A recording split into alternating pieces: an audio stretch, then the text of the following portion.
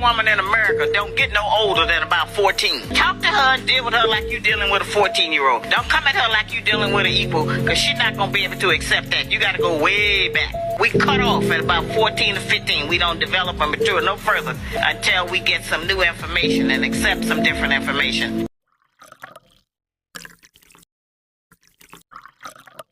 I just decided to go look at videos about decentering men. Decentering men came up with like 9 million gazillion videos of women talking about how to decenter men and why. Something told me to just go look up videos about decentering women. I could not find a single man on here talking about decentering women. These men are not pressed about us the way we are pressed about them. Do women need men? No.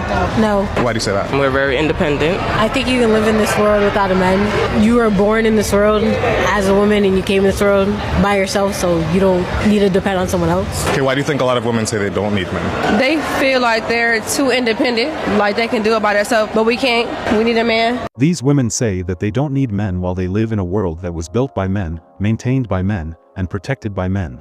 Women don't create, they don't build anything, they wait for men to do everything and make things safe. After that is done, now they run their mouths. Feminism is a sin of peace, and female entitlement is the result of men's compassion towards women.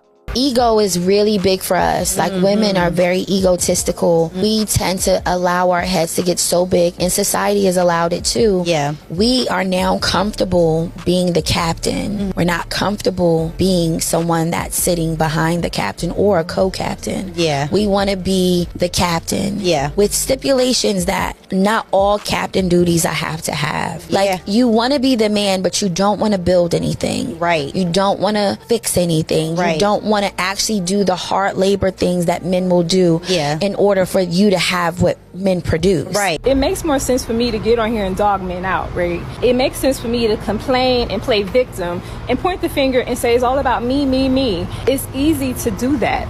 That don't require any effort or work. The real work is asking yourself, what role did I play in my own misery? A lot of you women are creating your own suffering, whether you like it or not, because of your lack of boundaries, your lack of healing from past trauma, because of your lack of intuition and your lack of awareness. And that's the reason why back in the good old days women were allowed to make decisions, even if it directly concerned them. Women are a danger to themselves, and if left unchecked, they become a danger to society as a whole. But I also have to say this, because not saying it will be hypocritical. Everything women do is enabled by men. Because of ass and votes, most men are allowing women to destroy civilization. Like if you 9 to 5 at Burger King or something, hell no. But if you 9 to 5 at my favorite JP Morgan or something, hell yeah. Cause I know that Friday check about to have multiple zeros. Fuck that little bank shit. Shit, that's a fraud nigga. I might as well get a fraud nigga. Fuck. I don't know. You work in the bank too. Shit, technically. Like, I don't know. So hold on, so if a nigga work at the bank? No, I don't want you. So let's say this nigga work at the bank making $500,000 a year. You don't want that nigga? You can give me a bank. Average women think they're better than average men. Every woman wants this exceptionally great guy, right? He's making at least 6 figures or doing really, really well for himself. He is good looking. He has to be a certain height, just these crazy standards. But then sometimes these same women don't match physically, mentally. They're not even on the same wavelength as him when it comes to where they're going in life. I need women to humble themselves, especially average women. You're no better than average men. Back then, women wanted strong men, men with potential. I don't even think bitches today recognize what potential is in a man. Well, that's just natural. Prostitutes don't care about your potential. All they care about is how much you have. See, a lot of women will go and get beta males because he's not going to say a thing. He's going to let you run amok. He's going to let you do what you want to do. And we, you know, we've gotten to the point where we don't want to be alone, but so we want somebody. Yes. But then we want somebody that's not going to tell us nothing. Somebody that's not going to hold us accountable. We want somebody we could talk to, flip out the mouth. We, you know, at the end of the day, the whole thing is we wanted to escape order. We fled to independence because we wanted to escape order, because the order that we saw was not really order. So let me talk about the bad word here. Okay. Go ahead. Submission. If you say it to the average woman, especially one that's out of order, she's gonna say, I want a part of that. Okay, let's cut the crap. Many people try to say that women misunderstood what submission meant, and they say that submission means deferring authority, and that women should allow men to lead. Which is total BS.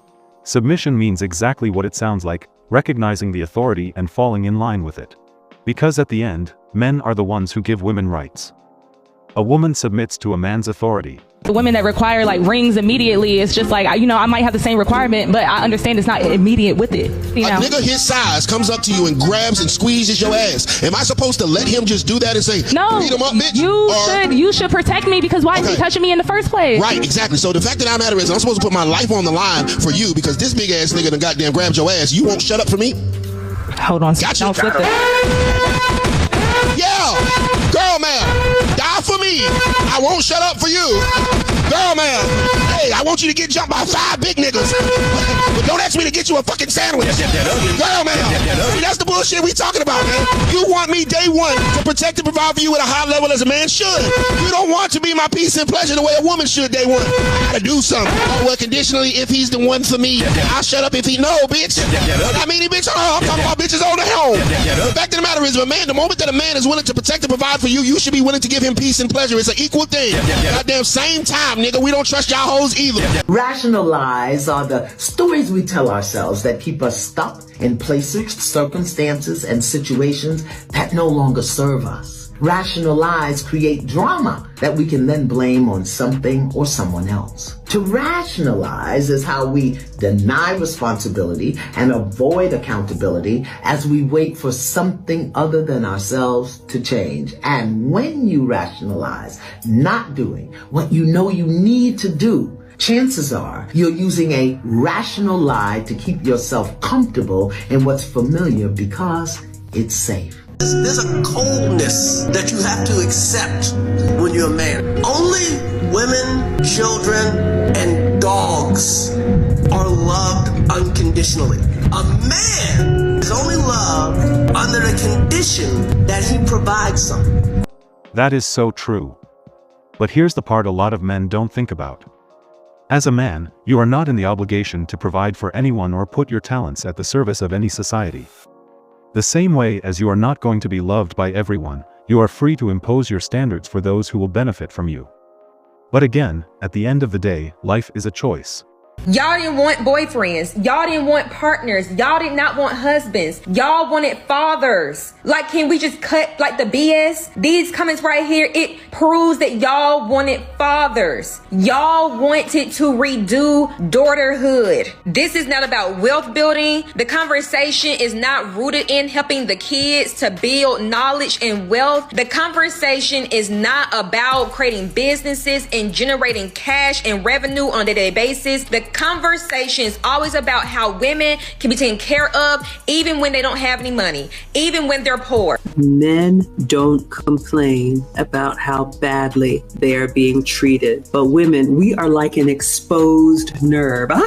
So toxic, so mean, so controlling. You all have heard it when a man is just being a man, when a man is just being straightforward, when a man is just getting to the point. So what does that mean, ladies? If you have a man and he opens his mouth to say, you know what, I didn't like that. It took him a long time to even get to that point. So if you have a man who is telling you, I didn't like that, you would be very wise to listen to him the first time, because the fact that you're hearing it for the first time, he suffered through it for a long time, for a longer time. Black women are raised on how to live without a man and not how to keep a man. Black women are raised on how to live without a man than how to keep a man. Ask yourself why.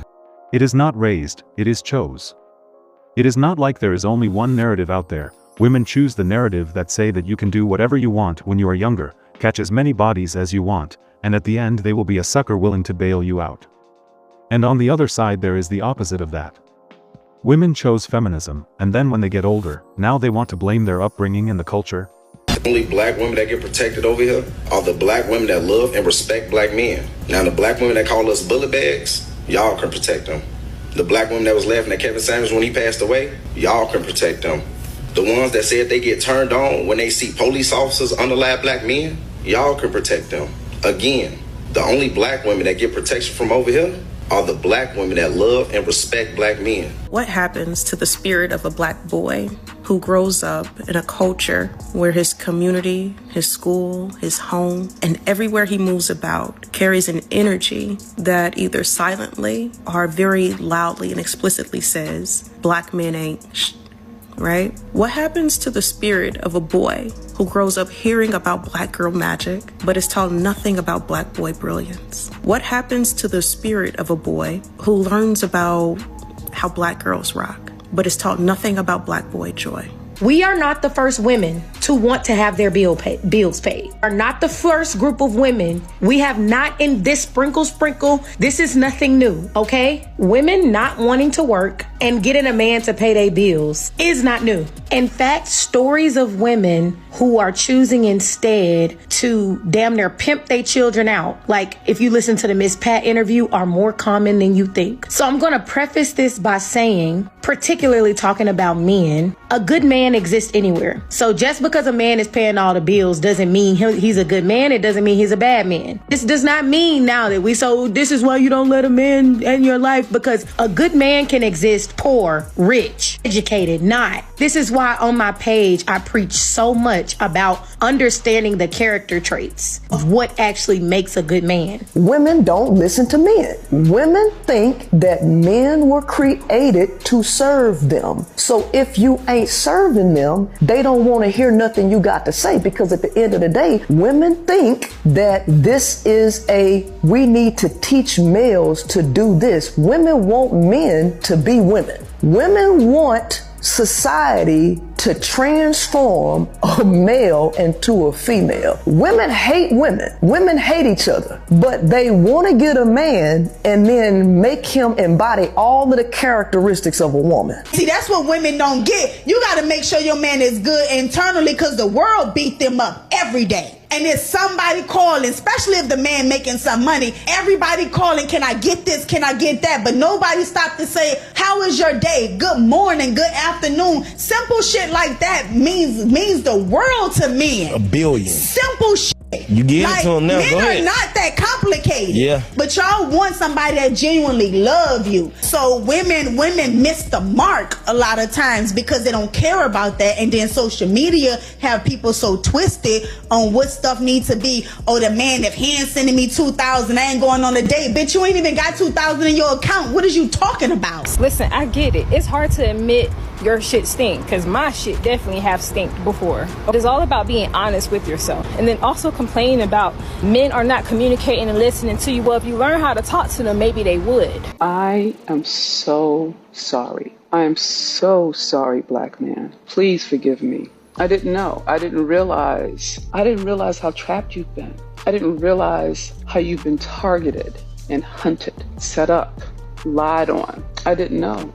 And I want you to know that I apologize. I privileged my pain over yours. As a black woman in North America, because that's where I live, I've been taught how to relate to you through white supremacy. And I never gave you the benefit of the doubt. I just took the images, the stuff that I heard my mama say, what wounded women were talking about you, and then I had bad experiences with black men. I painted you all the same way that the cops paint you. Ever since slavery, ever since Nat Turner, ever since 1830, you have been criminalized. You have been positioned and targeted from kindergarten. By the time you're in the 3rd grade, you're already set up to go to prison. I was so hurt by you that I justified my righteous indignation because I was hurt. And I didn't look why you would hurt me. It never crossed my mind that you were hurt too. I don't even know how come well, actually I do, because you've been positioned as a criminal and as an animal, so I'm not even going to see you as a human being. I'm going to see you like they teach me to see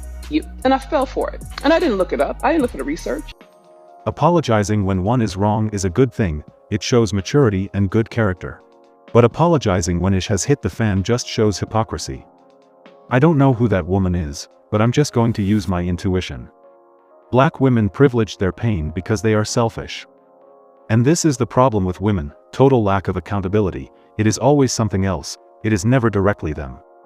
Is it because of white supremacy that black women decided to get money from the government and refuse to build nuclear families? She is talking about black men hurting black women. What did the man do to the black woman? Is it because of the black man that the black woman would rather procreate with Pookie and Ray Ray, but turn down, belittle, and disparage SquarePants Chris? Is it because of the black man that black women decided to jump in the men-hating train that white women were driving?